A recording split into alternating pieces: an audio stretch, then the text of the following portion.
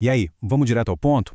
Hoje a gente vai fazer uma daquelas análises essenciais sobre um tema que está super em alta, mas que é cercado de mitos e, convenhamos, muita desinformação: o uso de testosterona por mulheres. A gente vai destrinchar uma revisão sistemática recente e as diretrizes médicas oficiais para separar de uma vez por todas o que é ciência real daquelas tendências perigosas de bem-estar. Bora entender como o corpo feminino realmente interage com esse hormônio. Bom, para começar, vamos derrubar um mito gigantesco.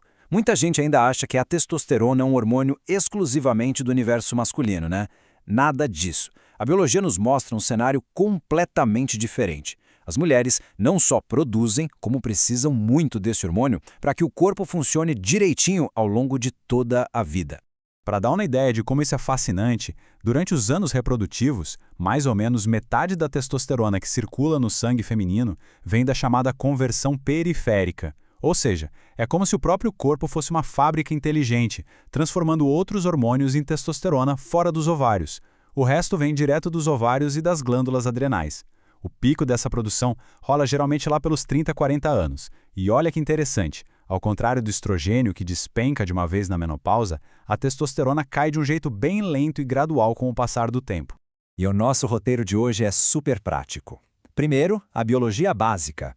Depois, a única indicação médica validada, as vias de administração seguras, o grande problema dos implantes e, para fechar, os riscos do uso puramente estético.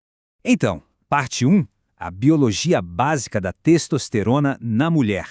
Entender como o corpo produz esse hormônio naturalmente é a linha de base para qualquer tratamento. Mas o grande desafio na prática clínica é que os níveis nas mulheres são tão baixinhos que os exames de sangue comuns acabam sendo super imprecisos. O método padrão ouro preferido mesmo é um chamado espectrometria de massas.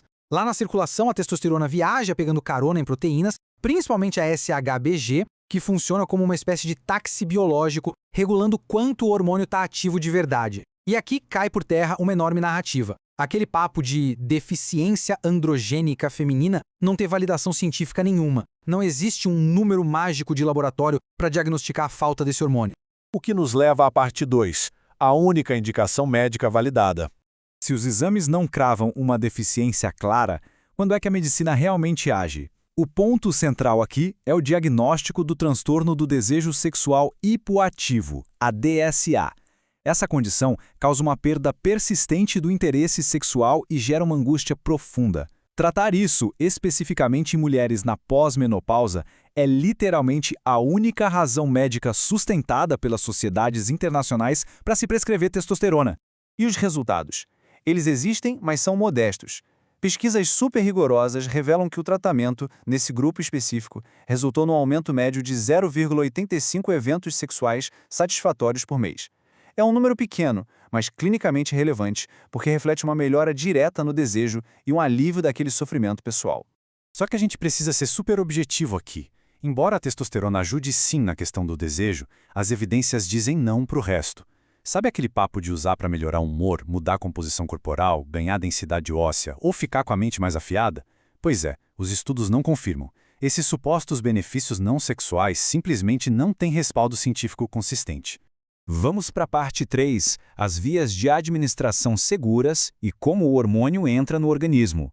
A maneira como a testosterona entra no corpo muda o jogo por completo. Os dados mapeiam muito bem os perfis de liberação e os picos no sangue, e fica claríssimo que existem vantagens imensas e limitações seríssimas dependendo do método que se escolhe usar. Comparando as opções, a diferença de segurança é gritante. O uso oral é um baita problema para o fígado e bagunça o colesterol. As injeções, elas causam flutuações absurdas, criando picos altíssimos seguidos por quedas dramáticas. Em total oposição a isso, a via transdérmica, que são os géis e cremes, entrega uma absorção incrivelmente estável e segura. E é exatamente por isso que o consenso médico global exige a via transdérmica. Ela garante uma liberação contínua e, mais importante de tudo, mantém os níveis hormonais estritamente ali dentro da faixa fisiológica natural da mulher. Sem contar que dá para ajustar a dose na vírgula, jogando o risco daqueles picos perigosos lá para baixo. Entramos na parte 4, o perigo dos implantes, os famosos pellets. E a grande pergunta que não quer calar é: se métodos como os implantes subcutâneos são tão criticados pelas diretrizes médicas oficiais, Por que eles viraram essa febre em clínicas de estética? A resposta está na comodidade ilusória de colocar algo que dura meses. Mas acredite, o perigo oculto sob a pele é clinicamente assustador. Os riscos aqui são enormes. Para começar, a absorção de cada pessoa é totalmente imprevisível. Tem também aquele choque inicial na liberação do hormônio. E a pior parte, se rolar um efeito adverso grave, você não tem como desligar ou tirar o implante rapidamente. O corpo fica refém daquilo por meses, o que joga o risco de virilização na mulher para níveis altíssimos. Para colocar isso numa perspectiva clara, avaliações médicas descobriram que esses implantes podem jogar os níveis de testosterona no sangue para valores de 2 a 4 vezes maiores do que o limite máximo natural do corpo feminino. É um verdadeiro bombardeio hormonal que o corpo da mulher não foi feito para suportar. O que nos empurra direto para a parte 5, os riscos do uso puramente estético e os alertas das autoridades.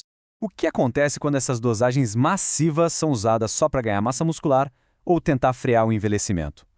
No Brasil, a resposta institucional é fortíssima. Entidades como a Febrasgol, a Sociedade Brasileira de Endocrinologia e a de Cardiologia deram um alerta conjunto incontestável. Elas reforçam de forma veemente que prescrever indevidamente é um perigo absurdo e que um exame de sangue isolado jamais diagnostica qualquer deficiência para justificar essa moda estética. E os efeitos colaterais desse excesso não são brincadeira e estão super bem documentados. A gente está falando de saltos alarmantes em casos de acne severa, batendo mais de 42% em um dos grupos estudados, fora o crescimento excessivo de pelos pelo corpo.